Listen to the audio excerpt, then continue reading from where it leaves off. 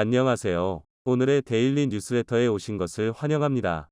1. 한국산 반도체를 몰래 훔친다. 2. 씁쓸한 결말. 3. 특별한 조치. 한번 진실을 알아봅시다. 지나 러몬도 상무장관이 중국을 방문한 목적은 미중 무역 분쟁에서 가장 핵심이 되는 갈등 요소인 반도체를 비롯한 첨단 장비 수출 금지에 중국이 먼저 미국에게 대화를 하자며 미국 고위급 인사의 방중을 요청해 왔습니다. 그동안 미국의 강력한 제재로 인해 반도체를 비롯한 첨단 산업의 씨가 마른 중국이었지만 지나 러몬도 미국 상무장관의 방중 날짜에 맞추어 중국의 IT 기업 화웨이는 자신들의 힘으로 100% 자력 개발한 스마트폰 에이션 60 프로를 출시했다며 대대적인 홍보를 했습니다. 그런데 화웨이의 최신 스마트폰이 공개되자 IT 업계는 완전히 발칵 뒤집혔는데요. 화웨이 메이트 프로 스마트폰 속의 모든 최첨단 반도체들이 중국산을 사용했다고 적극적으로 홍보하고 있기 때문입니다. 특히나 메이트 프로에 탑재된 7나노 수준의 정교한 반도체 기술은 이전까지 중국이 보유하지 못한 것으로 알려져 중국이 어떤 경위로 7나노급의 미세 공정을 양산하기 시작했는지 의심의 시선이 가득해진 상황입니다. 게다가 IT 전문 매체들은 화웨이가 이번에 출시한 메이트 프로 스마트폰을 분해해보니 한국 기업 SK 하이닉스의 모바일 D램인 저전력 DDR5와 낸드 플래시가 탑재된 것으로 확인되고 있습니다. 미국 제재를 정면으로 받고 있는 화웨이에 한국산 반도체 부품이 탑재되었다는 소식이 알려지자 SK 하이닉스 측은 즉각적으로 미국의 화웨이 제재 이후 최근 3년간 화웨이와 거래한 사실이 없다며 미국 수출 규제를 철저하게 준수하는 것이 회사의 방침이라고 발표했습니다. 즉 SK 하이닉스는 화웨이 측에게 반도체를 공급하지 않았는데 화웨이가 비정상적인 유통 경로를 거쳐 한국산 반도체를 확보한 뒤 자사 스마트폰에 탑재했다는 결론이 나옵니다. 이에 미국에선 굉장히 분노하고 있는 상황입니다. 먼저 중국이 대화를 하자고 해서 미국 상무장관을 보냈더니 미국의 반도체 수출 규제를 보란듯이 무시하면서 최첨단 반도체가 적용된 화웨이 스마트폰을 공개했다는 점입니다. 무엇보다 화웨이는 중국 정부의 지분이 포함된 사실상 국영기업으로 분류되기 때문에 화웨이가 이런 기술 도발을 실시한 것은 중국 정부의 입김이 확실하게 작용했다는 것을 증명합니다. 하지만 이와 같은 중국의 기술적 도발이 나오자마자 미국의 러몬도 상무장관은 즉각적으로 미국은 중국을 상대로 많은 채찍을 가지고 있으며 언제든지 사용할 수 있다고 밝혔습니다. 즉 중국의 첨단 산업을 봉쇄시킬 더욱 많은 수단이 있다는 것으로 중국의 반도체 IT 산업은 완전히 공중분해될 것이란 전망이 나오고 있습니다. 중국의 화웨이가 자신들의 기술적 도발을 위해 한국산 반도체를 어떻게 끌어들인 것인지 또 자랑스럽게 꺼내들었던 7나노급 반도체 기술력의 현실은 어느 정도인지 스카이경제가 자세히 분석했습니다. 드디어 중국이 선을 넘어버렸습니다. 3년 전 미국 정부로부터 완전히 스파이 기업으로 낙인 찍힌 화웨이가 반도체 수출 규제망을 요리조리 피해 한국산 반도체를 무단으로 사용하고 있다는 사실이 드러났습니다. 반도체 업계 전문가들은 첫 번째로 미국의 수출 규제가 실행되기 전 이를 예상한 화웨이가 대량으로 반도체를 주문해놓고 재고를 쌓아둔 뒤에 필요할 때마다 활용하고 있다는 것이며 두 번째로는 제3자 거래가 유력한 상황입니다. 한국의 SK 하이닉스가 대만이나 일본 또는 유럽 등 수출 규제에 있지 않은 국가들에게 정상적으로 반도체를 수출했지만 대만이나 일본 등 현지의 기업들이 화웨이와 거래해 한국산 반도체를 웃돈을 받고 넘겼을 가능성도 있습니다.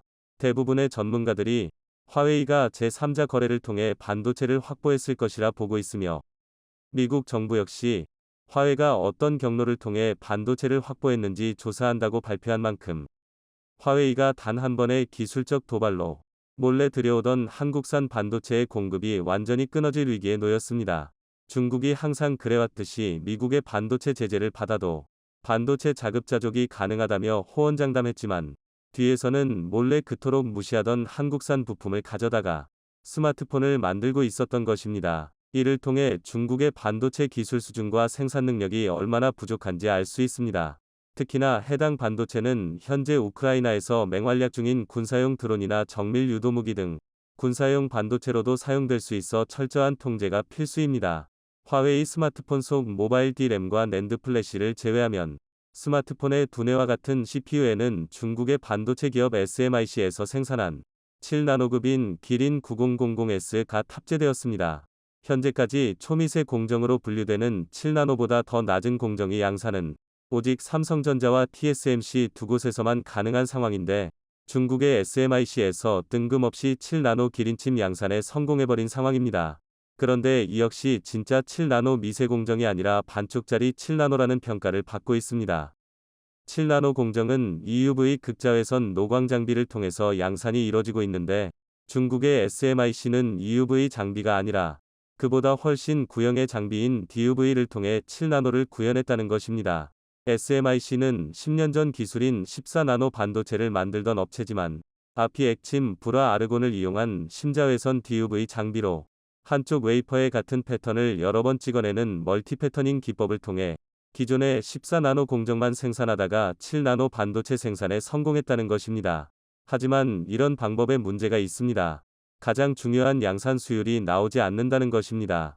중국 SMIC가 사용 중인 DUV 노광 장비는 네덜란드로부터 도입했으며, 네덜란드 업체와 미국 상무부에선 이미 DUV 장비로 여러 번 반복적인 패터닝을 통해 7나노 장비를 생산할 수 있다는 걸 알았지만, 그럼에도 사용 승인을 내어준 이유는 14나노 반도체 생산용으로 쓰이던 DUV를 통해 7나노 반도체를 생산하는 경우 수율이 극악으로 떨어진다는 것입니다. 물론 실제로 양산을 시도한 SMIC만이 진짜 수율을 알겠지만, 7나노 생산 수율이 5%에서 10% 사이라는 업계 관계자들의 관측이 있습니다.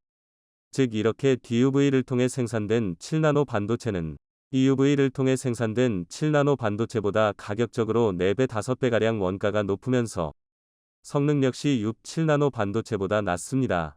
따라서 이런 식으로 중국이 만들어낸 반도체는 해외에 수출하거나 경쟁력 있는 제품을 만드는 데 사용되기보단 중국이 자존심을 굽히지 않기 위해 억지로 만들어낸 비효율적이고 뒤틀린 반도체에 가깝다는 것입니다. 결과적으로 중국이 이번에 공개한 첨단 스마트폰은 원가가 매우 높은 것으로 알려졌습니다. 첫 번째로 한국산 반도체를 정상 유통 경로로 공급받지 못하고 다른 업체를 끼고 비정상 유통 경로로 공급받기 때문에 한국에서 다이렉트로 수입하는 것보다 여러 차례 유통 마진이 적용된 가격으로 들여온 것이며, 두 번째로 스마트폰의 핵심 두뇌로 알려진 CPU마저 무늬만 7나노를 갖추기 위해서 극악 수율의 멀티 패터닝 공정을 통해 생산하였기에 부품들 성능은 좋지 않더라도 단가 자체가 비합리적으로 비싸다는 것입니다. 따라서 이 제품을 정상적으로 시장에 출시하고 팔기 위한 목적보다는 자신들에게 반도체 제재를 한 미국을 향해 미국의 기술과 장비가 없어도 7나노 개발에 성공했다는 선전을 하기 위한 결과물이라는 것입니다. 하지만 중국이 이런 식의 기술 도발을 실천하자 미국이 무늬만 7나노인 반도체마저 못 만들게 하겠다며 7나노를 만들기 위한 반도체 소재 공급을 완전히 차단하기 위한 조치에 나서고 있습니다. 게다가 중국은 자신들도 고사양 스마트폰을 만들기 시작했다며 중국 내 공무원들을 대상으로 아이폰 사용을 금지한다는 정책을 발표했습니다. 이에 아이폰을 제조하는 애플의 주가가 급락하는 등 시장에 좋지 못한 반응이 나오고 있는데요. 하지만 글로벌 언론사들은 이번 아이폰 금지 조치는 중국의 큰 패착이 될 것이라고 전망했습니다. 중국 당국은 자국 공무원들에게만 우선적으로 아이폰 금지령을 내렸지만, 사실상 중국 기업과 공무원 그리고 사회 전반적으로 아이폰을 금지하려는 목적입니다. 그러면서 동시에 14억 내수 시장을 활용해 자국산 스마트폰을 팔기 위한 큰 그림인데요. 하지만 중국의 화웨이는 미국의 제재로 구글의 안드로이드마저 사용할 수 없고 자체적인 운영체제로 작동합니다. 이는 완전히 시장 경쟁력이 없다는 것을 뜻합니다. 그리고 중국은 스마트폰 하나 만들 때조차 자국 기술력이 부족해 한국산 반도체마저 몰래 가져다가 조립하는 현실이라, 중국이 아이폰을 금지하고 자국산 스마트폰을 활성화시키려면 한국산 반도체 부품이 더욱더 많이 필요할 것이란 전망입니다. 한국산 반도체 부품도 몰래 수입하여 끼워 넣는데 아이폰이 금지된다고 해서 사용되지 않을 것이란 보장은 없죠. 더 황당한 것은 아이폰을 제조하는 공장은 대부분 중국에 있어서 중국이 자국에서 아이폰 사용을 금지하면 아이폰 공장에서 일하는 자국민들의 일자리가 사라진다는 예상입니다. 또 아이폰이 금지되면 반대로 삼성 스마트폰의 점유율이 높아질 가능성도 있습니다. 중국이 어떤 선택을 하던지 간에 결과적으로는 안 좋은 일만 기다리고 있다는 뜻이죠.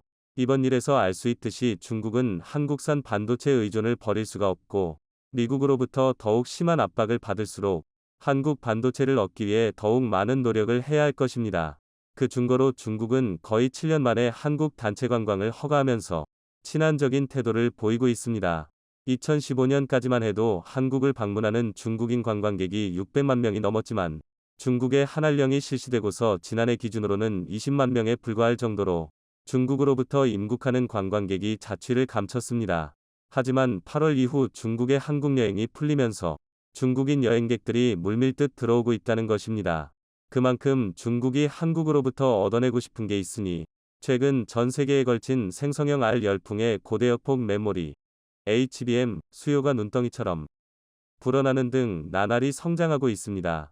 앞서 HBM에서 시장을 먼저 선점한 SK하이닉스의 경우 올해 2분기 글로벌 D램 시장 점유율이 30%를 돌파하며 이런 시장 분위기를 방증했는데요.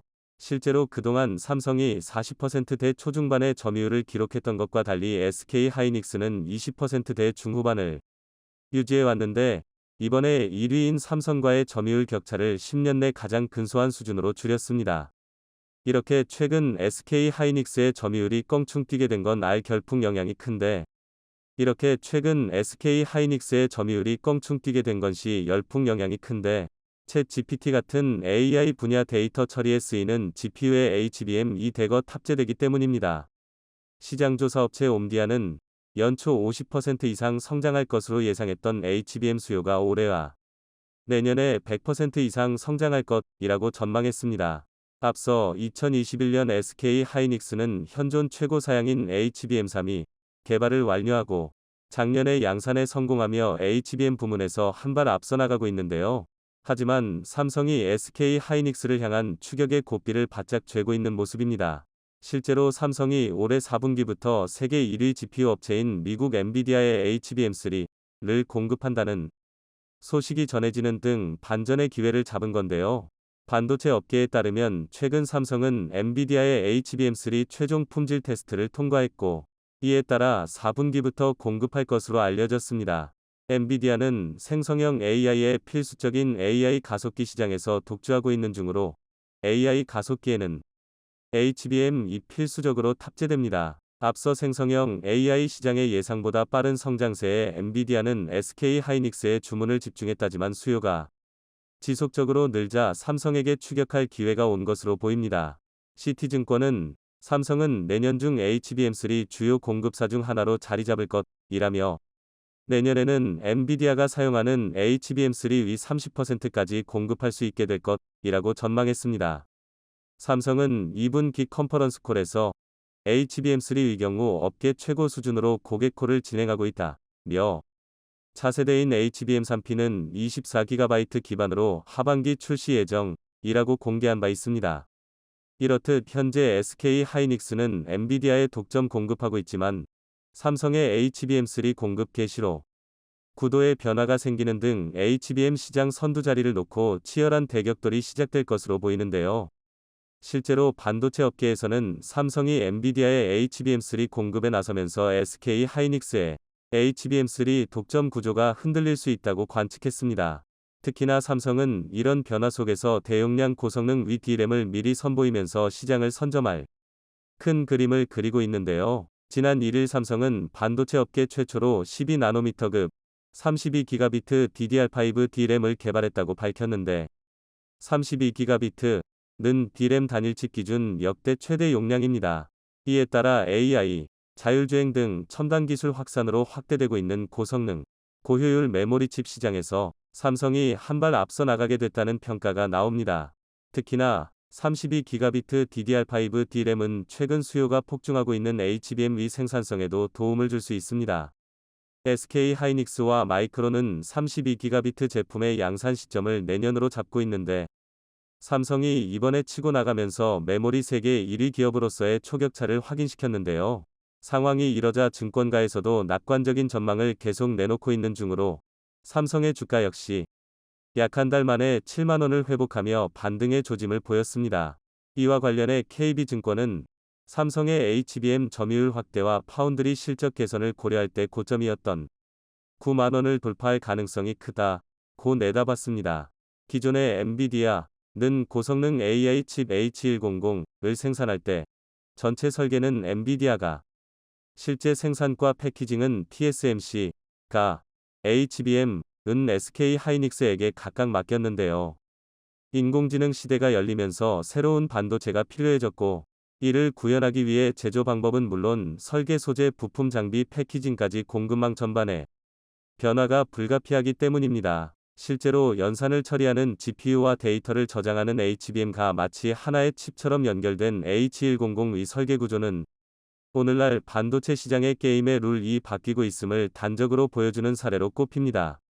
특히나 H100의 등장으로 반도체 후공정 개념이 바뀌었는데, 이런 패러다임 변화는 삼성의 진짜 강점을 여실히 드러낼 수 있는 절호의 기회가 되고 있습니다. 다시 말해 성격이 다른 반도체를 고층 건물처럼 쌓아 올려 엄청난 성능을 발휘할 수 있도록 해주는 첨단 패키징 기술 시대가 막을 올린 겁니다.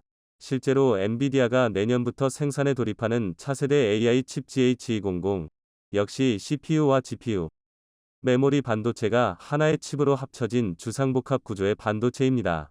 하지만 엔비디아, AMD, 인텔 등 시스템 반도체만 만드는 곳이나 SK 하이닉스, 마이크론 등 메모리 반도체를 만드는 기업은 많지만, 이들 칩을 하나로 이어줄 수 있는 기술력을 가진 곳은 많지 않은 게 현실입니다.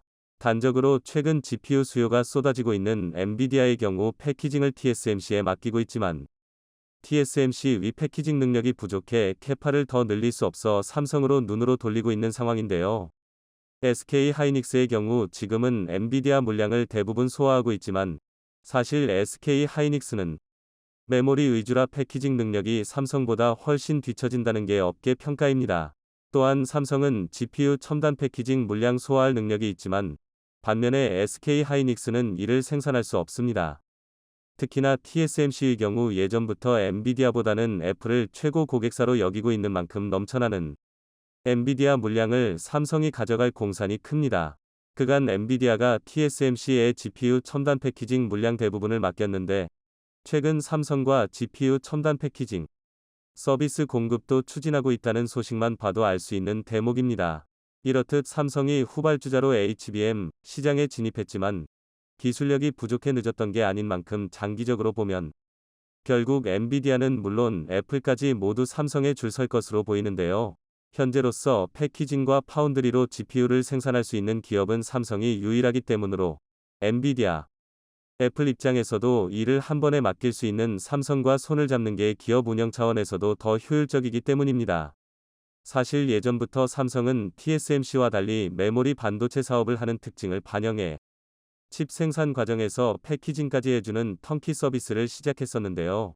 이 서비스로 인해 미국 AMD, 로부터 HBM과 첨단 패키징 서비스를 수주했으며, 패키징 분야 조직 개편과 인재 영입 속도도 높이고 있는 상황입니다. 특히나 작년에 삼성 반도체 부문은 어드밴스드 패키지 AVP 사업팀을 조직하고, 지난 3월과 7월에 인력을 충원하는 등 여러 방식으로 힘을 쏟고 있는 중입니다. 이는 패키징 시장 성장성이 높기 때문인데, 시장조사업체 가트너는 세계 패키징 시장이 올해 76조 원에서 2025년 86조 원 규모로 커질 거라고 전망했습니다. 이렇듯 삼성이 HBM 시장 확대에 적극 나서고 있는 가운데, HBM과 함께 공급할 수 있는 최선단 패키징 기술도 개발 중인 것으로 드러났는데요. 반도체 업계에 따르면 삼성은 HBM 공급 물량 확대를 위해 회사의 2.5D 패키징 기술인 아이큐브 상용화를 추진하고 있습니다. HBM은 여러 개의 D램을 수직으로 적충한 뒤 TSV를 통해 연결한 차세대 메모리로, 기존 D램 대비 데이터 처리 성능이 월등히 높아 AI 반도체와 같은 고성능 칩과 함께 탑재됩니다. 삼성이 HBM3 분야에서 뚜렷한 성과를 점차 나타내고 있는 것으로, 실제로 삼성은 최근 HBM3 모듈에 대한 퀄 테스트를 통과해 본격적인 양산을 준비 중인 것으로 전해집니다.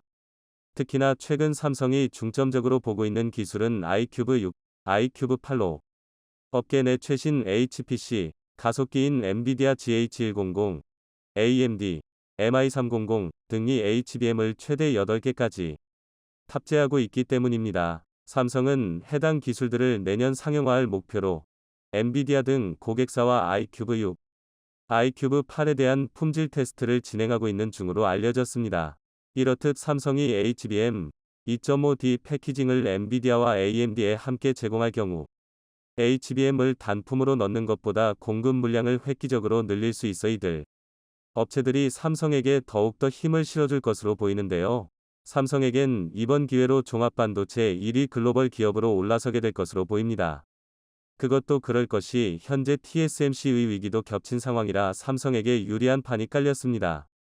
글로벌 데이터에 따르면 최근 TSMC와 미국 사이 관계가 악화되면서 TSMC가 미 애리조나에 신설하는 반도체 공장 가동 일정이 지연되고 있는 중입니다. 미 현지 노동자들과의 갈등이 수면 위로 떠오른 데다 바이든 정부에서 제공하는 보조금 규모도 불투명해진 상황이라 투자를 백지화하고 완전히 철수할 수 있다는 전망이 나옵니다. 실제로 최근 TSMC는 애리조나 파운드리 공장 가동 시기를 당초 예정된 2024년에서 2025년 또는 그 이후로 미룬다고 밝혔는데요. 반면에 삼성의 텍사스주 반도체 공장 투자 계획은 순조롭게 이뤄지고 있어 TSMC가 삼성에 패배할 가능성이 큽니다. 이런 가운데 최근 TSMC가 중국 본토 공략에 속도를 내면서 상황 판단마저 잘못하고 있는데요. 악화된 중국 대만 관계와 미국의 대중 제재에도 불구하고 투자와 첨단 반도체 판매를 중국에서 늘리고 있기 때문입니다. 반도체 업계에 따르면 올해 TSMC의 중국 내 칩 출하량이 크게 늘었는데 특히나 연초부터 7나노 AI 칩 주문량을 확대했습니다. 중국 내에서 한국, 미국 기업들의 빈자리를 채우면서 부진한 실적을 중국에서 만회하겠다는 계산으로 보이지만 자충수를 두고 있는 것 같은데요. 특히나 주목할 건 이제 3나노 공정 수율도 삼성이 TSMC보다 앞서고 있다는 점입니다. 증권가에서는 삼성이 3나노에서 TSMC와 비슷하거나 그 이상의 수율을 확보한 것으로 분석하고 있습니다. 시장조사기관 아레테 리서치는 TSMC의 3나노 수율이 55%인 반면 삼성은 60%에 이르는 것으로 추정했습니다. 삼성은 TSMC의 3나노보다 더 진화된 GAA 공정을 활용하면서도 3나노 수율이 더 높은데 이렇듯 수율 개선, GAA 공정 선점으로 삼성이 TSMC로부터 고객사를 뺏어올 일만 남은 겁니다. 앞으로 대한민국을 먹여 살릴 미래의 산업들은 어떤 것들이 있을까요? 우리는 곧 G7 시대를 넘어선 G8 시대를 맞이하게 될 것입니다. 그런데 G7에서 G8로 넘어가는 새로운 시대에 한국이 그 중심에 있습니다. G7의 한계를 넘어선 G8 시대가 바로 눈앞에 다가왔습니다. 많은 세계 지도자들이 일본에서 개최되는 G7 회의를 앞두고 한국을 방문했습니다. 영국의 보리스 존슨 전 총리, 캐나다의 저스틴 트리도 총리 등이 서울에서 열린 국제 컨퍼런스에 참석하며 한국의 국제적 의상을 한층 더 높였습니다. 영국, 캐나다, 유럽 연합과의 관계가 점점 강화되면서 한국은 G20의 일원으로서의 중진국에서 선진국으로의 위치를 확고히 하는 중입니다. 하지만 우리가 직면하고 있는 현실은 어렵습니다. 세계는 먹고 살 문제에 대한 고민이 점점 커지는 시대에 진입하고 있습니다. 천연자원과 곡물 수출, 그리고 단순 제조업으로는 이를 해결하기 어렵습니다.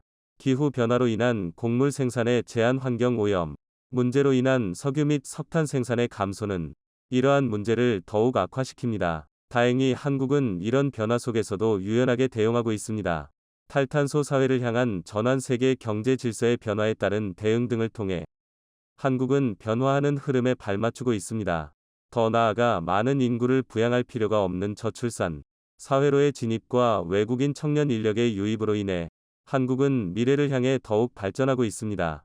그렇다면 한국이 앞으로 주도하게 될 미래의 산업들은 어떤 것들이 있을까요? 첫 번째, 문화 콘텐츠 산업. 한국은 한류라는 강력한 문화 콘텐츠를 가지고 있습니다.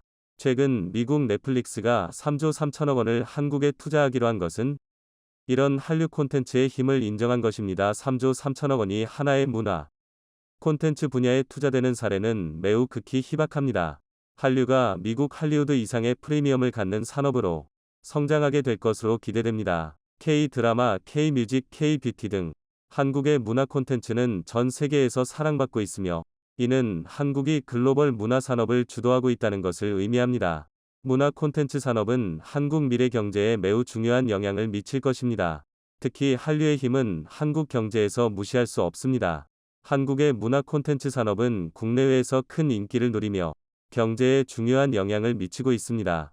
한국콘텐츠진흥원에 따르면 2023년 한국의 문화 콘텐츠 수출액은 약 123억 달러, 14조 3천억 원에 달하였고, 이는 전년도 대비 약 71%의 증가를 나타냈습니다. 이러한 증가세는 지속적으로 이어질 것으로 예상되며 한국 경제에 기여하는 비중도 점점 커지고 있습니다. 한류의 성장으로 인해 한국의 글로벌 브랜드 가치도 증가하고 있습니다. 브랜드 파워에 관한 세계적인 연구기관인 국가브랜드진흥원에 따르면 2022년 한국의 국가 브랜드 가치는 약 4조 7천억 달러로 평가되었습니다. 이는 미국, 영국, 독일에 이은 세계 4위의 브랜드 파워를 보여주며 한국의 문화 콘텐츠가 글로벌 시장에서 큰 성공을 거두면서 한국 브랜드에 대한 긍정적인 인식이 세계적으로 확산되고 있음을 보여줍니다. 또한 문화 콘텐츠 산업은 국민 개개인의 소득 증가에도 기여하고 있습니다. 문화 콘텐츠 산업은 새로운 일자리를 창출하며 고용시장을 활성화하고 이를 통해 국민 소득 증가에 이바지하고 있습니다. 콘텐츠 산업 통계 조사에 따르면 2021년 기준 한국의 문화 콘텐츠 산업의 숫자만 약 10만 8천여 개의 숫자를 보여주며 종사자 숫자는 61만 4천여 명이 고용을 창출하였고 한 해 매출액만 137조 원에 달해 어마어마한 규모를 자랑합니다. 결국 한국의 문화 콘텐츠 산업은 한국 경제의 성장, 한국 브랜드의 글로벌 가치 향상, 그리고 국민 소득 증가에 큰 역할을 하고 있습니다. 이러한 트렌드는 앞으로도 계속될 것으로 보입니다. 한국의 문화 콘텐츠 산업이 세계적으로 더욱 성장하며 한국의 경제적, 사회적 발전을 이끌어 나갈 것입니다. 이러한 문화 콘텐츠 산업이 발달하게 되면 자연스럽게 따라오는 게 있습니다. 바로 관광업입니다. 두 번째, 관광산업. 관광산업은 사양산업이 아닌 프리미엄 산업입니다. 이탈리아, 프랑스 역시 관광산업이 차지하는 비중은 매우 큽니다. 이태리는 관광산업이 전체 GDP 약 6%, 프랑스는 7% 정도를 차지하는데 사실상 국가 주력 산업으로 보고 있습니다. 한국의 관광산업은 GDP 기여도가 2.8%에 불과해 주요 국가 중 꼴찌 수준입니다. 그런데 앞서 언급한 콘텐츠 산업이 발전하면서 해외에서 한국을 찾는 관광객들이 많아질 것으로 기대됩니다. 한국 관광은 다양성과 독특함이 장점입니다. 한반도의 동서남북 모든 곳에서 사시사철 다양한 경험을 할 수 있습니다. 또한 한국은 훌륭한 호텔과 에어비앤비 숙박시설, 뛰어난 음식, 풍부한 역사와 문화를 선사합니다. 이 모든 것이 한국을 독특하고 매력적인 관광 목적지로 만듭니다. 한국의 관광산업은 미디어 콘텐츠의 영향으로 세계적으로 높은 인기를 누리며 매년 수많은 외국인 관광객이 유치되고 있습니다. 한국의 역동적인 도시 문화, 오래된 역사와 전통, 그리고 현대적인 편의시설을 갖춘 프리미엄 관광지로서의 매력이 있습니다. 한국문화체육관광부에 따르면 2023년 1분기에만 한국을 방문한 외국인 관광객 수는 약 171만 명으로 하나의 도시 규모로만 따지고 본다면 인구 규모 5위권 대도시인 140만 대전 광역시보다 많은 수준으로 엄청난 수치를 자랑합니다. 앞으로 한국 관광이 살 길에는 바로 에어비앤비와 같은 공유형 숙박 플랫폼의 활성화가 중요한 관건으로 인식됩니다. 에어비앤비는 한국에서 또 다른 관광산업의 성장 엔진으로 떠오르고 있습니다. 에어비앤비는 개인이 자신의 주택을 숙박시설로 제공하는 플랫폼으로 여행객들에게 현지의 생활을 경험할 수 있는 기회를 제공합니다. 에어비앤비의 데이터에 따르면 서울의 마포구는 세계에서 가장 높은 숙박 예약률을 보여주고 있습니다. 이는 마포구가 한강공원, 홍대, 이태원 등의 인기 관광지와 가까운 위치에 있기 때문입니다. 그러나 에어비앤비는 아직도 한국에서 비정상적으로 운영되는 경우가 많습니다. 한국의 숙박업법은 개인주택의 단기 임대를 제한하고 있기 때문입니다. 이로 인해 에어비앤비 호스트들은 법적인 문제에 직면할 수 있으며 이는 에어비앤비 사업의 성장과 에어비앤비라는 세계 최대의 숙박 플랫폼에서 한국이 퇴출당할 수 있는 우려 요인 중 하나입니다. 따라서 에어비앤비의 합법화와 세무 간소화, 원천 징수 등 방안의 마련이 필요하며 이는 한국 관광산업의 성장을 더욱 이끌어낼 수 있을 것입니다. 이렇게 한국의 관광산업과 에어비앤비는 한국 경제에 큰 기여를 하고 있습니다. 특히 한국만의 강점인 프리미엄 관광지로서의 매력과 현지 생활을 경험할 수 있는 에어비앤비는 한국의 관광산업의 미래를 더욱 밝게 만들고 있습니다. 그러나 이러한 성장이 지속될 수 있도록 에어비앤비 같은 혁신적인 비즈니스 모델에 대한 법적인 지원과 규제 개선이 필요합니다. 이러한 변화를 통해 관광산업은 한국 경제의 핵심 산업으로서의 위치를 더욱 강화할 수 있을 것입니다. 한편 이러한 관광산업의 성장은 한국의 브랜드 가치를 상승시키는 데도 큰 역할을 하고 있습니다. 관광객들이 한국을 방문하고 그들의 좋은 경험을 공유함으로써 한국은 전 세계에서 더욱 긍정적인 이미지를 얻게 됩니다. 이는 국제적인 리더 국가로서 한국의 입지를 높이는 데 도움을 주며 더 많은 외국인 투자와 인재 유치를 가능하게 합니다. 마지막으로 에어비앤비는 한국 국민 개개인의 소득 증가에도 기여하고 있습니다. 에어비앤비 호스트가 되어 자신의 주택을 임대함으로써 일반 국민들도 관광산업의 성장을 통해 이익을 얻을 수 있습니다. 이는 한국의 소득 분배 개선과 가계 소득 증가에도 도움이 될 것입니다.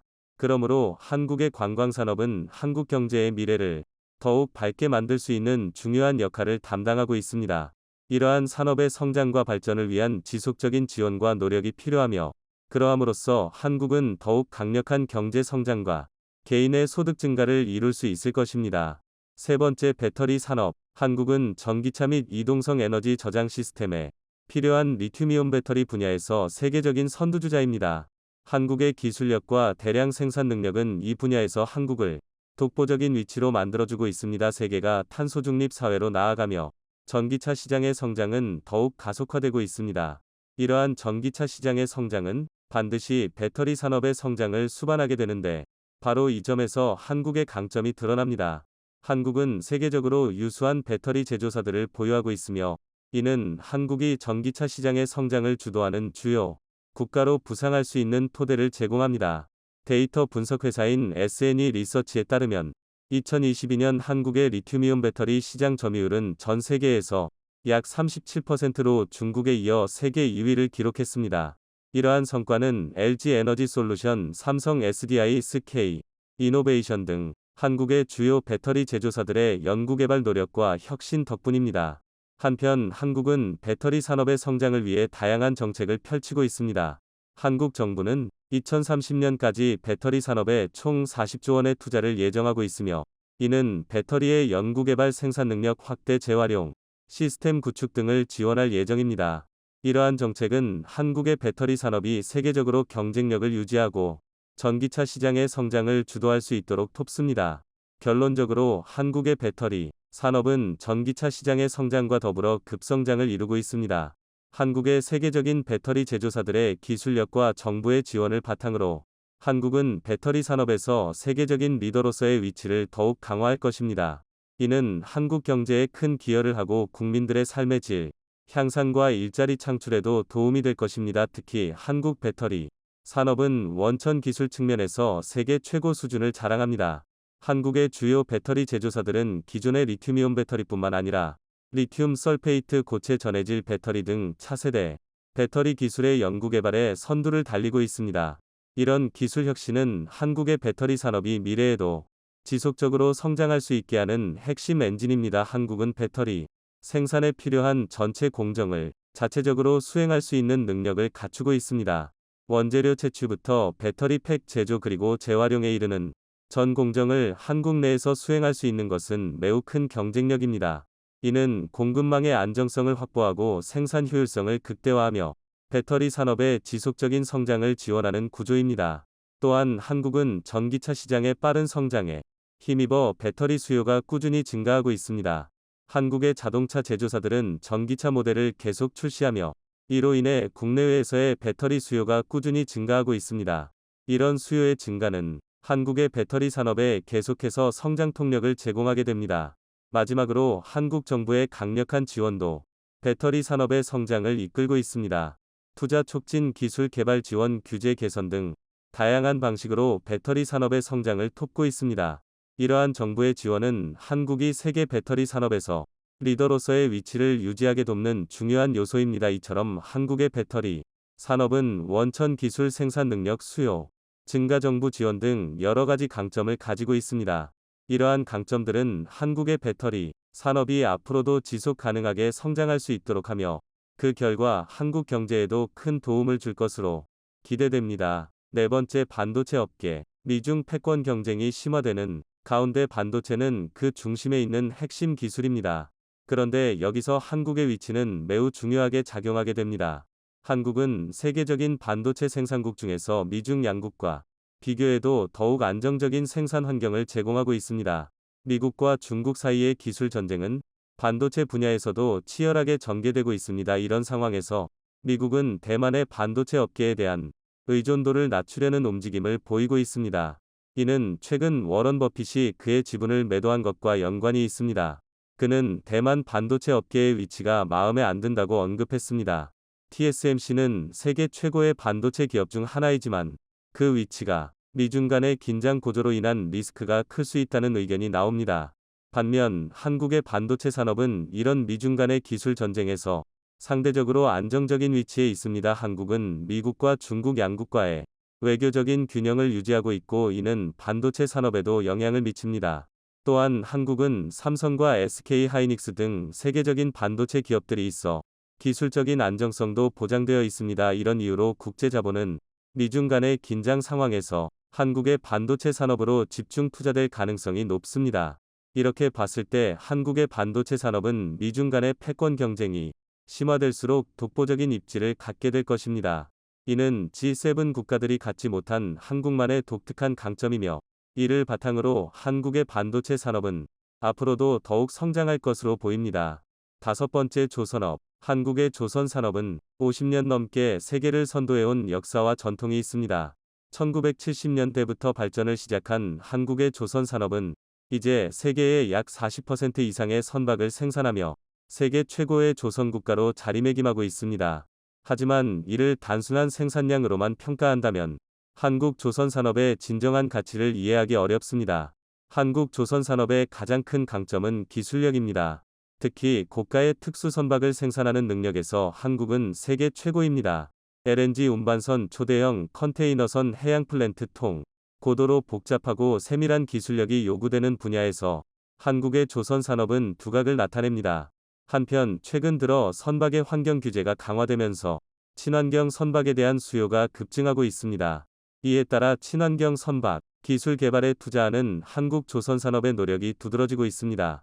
특히 한국의 대표적인 조선 회사인 현대중공업, 대우조선해양, 삼성중공업 등은 친환경 선박 개발에 앞장서고 있습니다. 이렇게 한국 조선 산업은 고도의 기술력과 친환경 기술 개발에 힘입어 앞으로도 세계 조선 산업을 선도할 것으로 예상됩니다. 이는 G7 국가들이 갖지 못한 한국만의 특징이며 이를 바탕으로 한국 조선 산업은 앞으로도 지속적인 성장이 가능할 것입니다. 여섯 번째, 자동차 산업. 한국의 자동차 산업은 세계에서 가장 경쟁력 있는 산업 중 하나입니다. 현대자동차와 기아자동차는 매년 수백만 대의 차량을 생산하며 전 세계적으로 수출하고 있습니다. 한국은 자동차 생산량 면에서 세계 5위로 2022년에만 약 3,800만 대의 차량을 생산하였습니다. 또한 한국의 자동차 산업은 품질과 기술력 면에서 세계를 선도하고 있습니다. 특히 전기차와 수소차 등 친환경차 분야에서 한국의 기술력이 독보적임이 인정받고 있습니다. 현대자동차는 세계 최초로 수소 연료전지 차량을 상용화한 회사로 현대차와 기아차는 전기차 시장에서도 두각을 나타내고 있습니다. 그런데 이보다 더 중요한 점은 한국의 자동차 산업이 앞으로 세계 자동차 시장에서 선두로 도약할 가능성이 높다는 점입니다. 특히 2026년을 기준으로 세계 자동차 판매 대수 1위가 기존의 토요타에서 현대 기아 자동차로 넘어갈 것이라는 전망이 제시되고 있습니다. 이러한 전망의 주된 이유는 두 가지입니다. 첫째, 현대 기아 자동차의 미국과 인도에서의 판매량이 크게 증가할 것이라는 예상입니다. 둘째, 현대 기아 자동차의 대당 자동차 생산 원가가 세계에서 가장 낮다는 점입니다. 이러한 두 가지 이유로 인해 전기차 시대가 본격적으로 도래하면 한국은 배터리 1위 국가와 자동차 1위 국가로 도약할 가능성이 높아집니다. 이런 식으로 보면 한국의 자동차 산업은 G7 국가들이 갖지 못한 한국만의 강점을 가지고 있습니다. 이를 바탕으로 한국의 자동차 산업은 지속적인 성장을 이어가며 국가의 미래 발전에 중요한 기여를 할 것이라는 전망이 가능합니다. 일곱 번째, 방위산업. 한국의 방위산업이 세계적으로 대기업화되는 추세를 보이고 있습니다. 대표적인 기업으로는 한화그룹이 있습니다. 한화그룹은 미사일 조선, 잠수함 항공 등 다양한 분야에서 활동하며 로키드 마틴과 같은 세계적인 방위산업 거물에 버금가는 대형 방산 재벌로 발돋움하고 있습니다. 더욱이 한화그룹의 방위산업 부문은 최근 국제적인 인정을 받기 시작했습니다. 바로 조지 부시 전 미국 대통령의 가문이 한화오션의 사회이사로 참여하였다는 사실입니다. 이 사실은 한화그룹의 방위산업 부문이 전 세계적인 관심과 인정을 받고 있다는 뚜렷한 증거입니다. 특히 조지 부시 전 대통령의 가문이 참여한 한화오션은 한국의 잠수함 산업을 이끌고 있습니다. 이를 통해 한화그룹은 국제적인 재벌화를 이룰 수 있을 것으로 기대되고 있습니다. 이는 한국의 방위산업이 세계적인 경쟁력을 갖추게 되면서 이 분야에서의 글로벌 재벌이 탄생하고 있다는 사실을 보여줍니다. 결론적으로 한국의 방위산업은 글로벌 시장에서 중요한 위치를 차지하고 있습니다. 한국은 이를 통해 높은 수출 수익을 올리고 국민 소득을 증가시키는 한편 국가의 국제적인 지위와 영향력을 더욱 높일 수 있습니다. 이 모든 것은 한국의 방위산업이 세계적인 강자로 부상하고 있다는 명확한 증거입니다. 한국의 방위산업은 최근 세계에서 주목받는 분야로 떠오르고 있습니다. 기술력의 향상과 함께 전 세계적으로 불안정한 정세 상황이 한국의 방위산업을 더욱 중요하게 만들었습니다. 최근 러시아와 우크라이나 사이의 전쟁 사태로 인해 중립국의 성격이 강했던 폴란드가 한국의 무기를 대량으로 수입하였습니다. 이로 인해 한국산 무기가 러시아 군사력에 대항하는 나토 표준 무기로 인정받는 상황입니다. 이는 한국의 방위산업이 세계적인 무대에서 경쟁력을 가지고 있다는 명확한 증거입니다. 또한 대만과 중국의 양안 갈등, 남중국해에서의 중국과 동남아시아 아세안 국가들 간의 갈등은 한국의 방위산업에 새로운 기회를 제공하고 있습니다. 중국의 군사적 압박이 심화됨에 따라 아세안 국가들은 방위 장비를 구매할 필요성을 느끼고 있습니다. 이들 국가들은 고가의 서방제 무기 대신 보급형이면서도 품질이 뛰어난 한국산 무기를 선호하고 있습니다. 이런 상황은 한국을 동남아시아의 보급형 서방제, 표준 무기 공급 기지로 만들어줄 가능성이 큽니다. 앞으로 전 세계에서 지정학적 갈등이 늘어나게 될 경우 한국산 무기 수요는 더욱 증가할 것입니다. 이는 한국의 방위산업의 큰 기회이며 한국이 이 기회를 잘 활용한다면 세계적인 방위산업 강국으로 부상할 수 있을 것입니다. 이런 식으로 한국의 방위산업은 글로벌 시장에서 중요한 위치를 차지하고 있습니다. 한국은 이를 통해 높은 수출 수익을 올리고 국민 소득을 증가시키는 한편 국가의 국제적인 지위와 영향력을 더욱 높일 수 있습니다. 최근 몇 년 동안 한국은 매력적인 도전을 시작했습니다. 전 세계의 지정학자들과 금융기관들은 한국이 미국 바로 다음에 G2 국가로 발전할 수 있다는 전망을 내놓고 있습니다. 그러나 정작 우리 대한 국민 자신들은 이런 사실에 조금 당황스럽게 느껴집니다. 왜냐하면 우리는 항상 우리 자신을 소수자나 약자로 보기 때문입니다. 하지만 지금은 다르다고 말하고 싶습니다. 한국은 이미 G7 국가들보다 더 높은 산업 능력을 확보하고 있습니다. 문화 콘텐츠에서부터 고급 관광 첨단 배터리, 세계 최고의 반도체 독보적인 조선 산업 혁신적인 자동차 기술, 그리고 세계적으로 인정받는 방위 산업에 이르기까지 한국은 이미 세계적인 강대국으로 부상하고 있습니다. 이제 우리는 우리 자신을 다른 방식으로 바라봐야 합니다. 우리는 더 이상 힘없이 눈치만 보던 옛날의 대한민국이 아닙니다. 우리는 미래 G2위 자리까지도 넘볼 수 있는 초강대국으로 진입하고 있습니다. 우리는 세계를 이끌 수 있는 능력이 있는 국가입니다.